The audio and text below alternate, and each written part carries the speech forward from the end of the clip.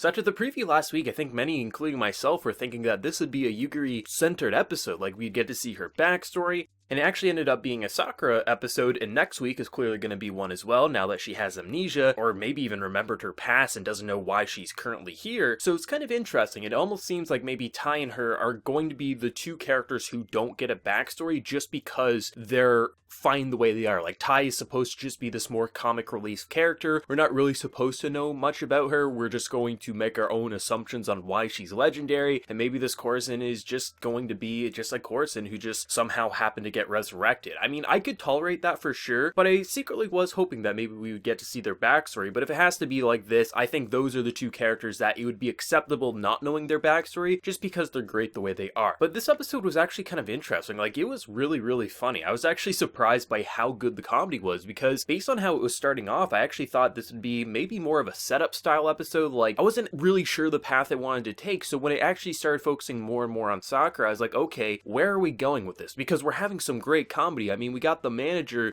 who's watching too many movies. Obviously, like, when you got a train, you go up into the mountains. That's just funny. Like, no matter how you look at that, that's just absolutely funny. But the entire kind of, like, frozen landscape was an interesting touch to make new comedy scenes. Like, seeing Tai, like, actually being a popsicle. Just all the little moments when they're up there is funny. Because we've seen so many moments of them being kind of decapitated, them being in normal situations, so to have them in a frozen landscapes and the fact that they're zombies, it just makes for new comedy scenes that we haven't seen before, so it's entertaining no matter how you look at it. The hunting, just them overall not practicing, and it kind of pissing Sakura off, because for her, she's like trying to work her ass off, and she can't see that they're actually training because they are working together, so they are really close together, where Sakura is thinking she's the right one, when in actuality she's pushing herself further and further away. And something I really like about this manager, which I actually think Yugiri actually kind of brings up very well, is that he's someone who does care. He clearly sees that Sakura is someone who needs to push, and she needs to be able to get out of her shell and understand that she doesn't have to tackle everything alone, that a group makes up each other's shortcomings. And I think that was a really nice way, because it's easy to look at this guy as someone who is just a scumbag, who is just using these girls for his own save saga for whatever the hell reason he is trying to. But I do like the fact that he does recognize that some people have their issues, and he does try to push them in the right direction, even if they might think at first glance he's just being an asshole trying to be over the top and ridiculous, which he is, but he is also trying to help them. So I think when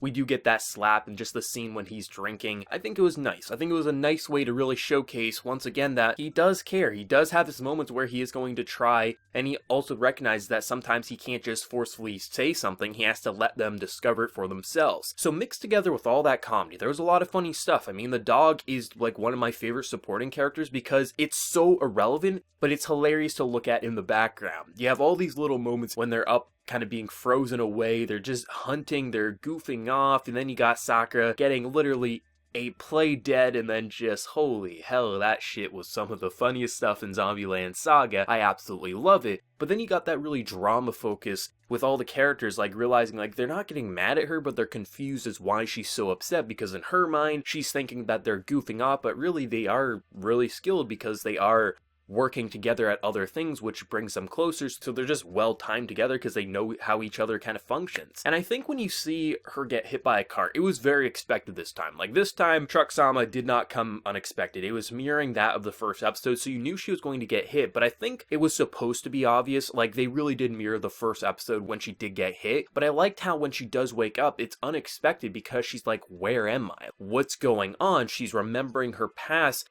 And I think that's way better. Like, the fact that they did do that familiar element, but they didn't just rely on it, because if it was just supposed to be a comedy scene and she walked off, it'd be a bad scene. I'm going to be 100% honest, because we've seen it enough that if they're going to make it funny, it has to be unexpected. So the fact that they mirrored it, but it allows for her to sort of wake up / not wake up, that was actually really effective overall. Like, this episode, it was weird. Like, at times, it's some of the funniest content, and then at other times, you're thinking, okay, where's this episode trying to go? What's this episode supposed to be? But overall, I think if they are going for the final stretch of this anime to be Sakura kind of waking up and discovering why the manager kind of seems like Sakura might be his #1 idol for whatever reason, it definitely feels like this is the one character, even though she's like, you know, you could say she's the main character. It's interesting why certain characters maybe get a bit more support from the manager than others. So It's going to be interesting if the final 2 episodes are going to be primarily focused on her waking up and figuring out what this whole saga thing was all about, with Yugiri and maybe Tai just kind of being, they're good the way they are.